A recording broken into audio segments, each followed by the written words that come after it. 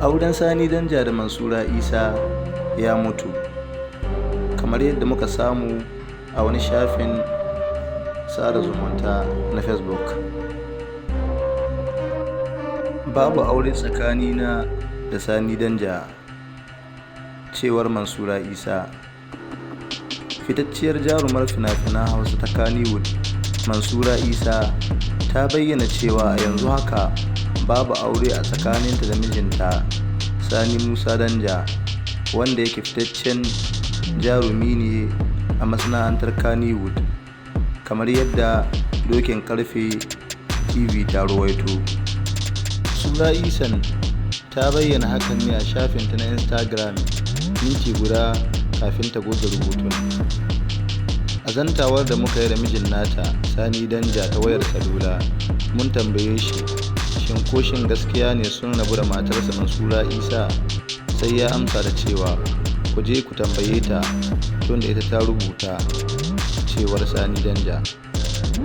Sai dai kuma wata majiya mai tushe wacce ta nemi mu saka sunanta ta tabbatar muna da cewa auren Sani Musa Danja da Mansura Isa ya daɗe da mutuwa, yau tsawon shekara ɗaya kenan ba sa tare a matsayin miji da mata.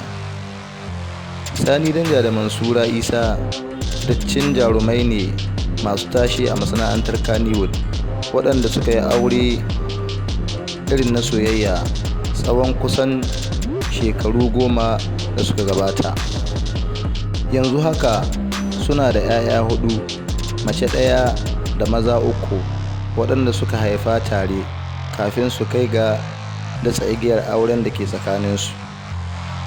Har zuwa yanzu da muka haɗa wannan rahoto, mun yi ta ƙoƙarin tuntuɓar jaruma Mansura Isa ta wayar salula domin jin ta bakinta game da gaskiyar wannan lamari da ta rubuta ta goge, amma ba mu kai ga nasarar samunta ba, da shafin na Dokin Karfe ya rawaito.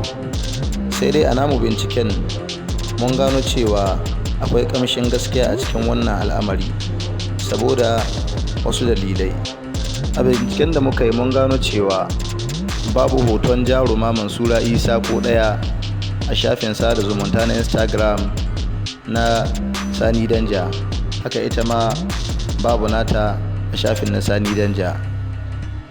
Kazalika duk shekara sukan yi hotuna na murnar sallah a tare, sai dai a wannan lokacin babu inda aka ga sun yi hoton a tare, sai dai kowane yayi da yarensa ne.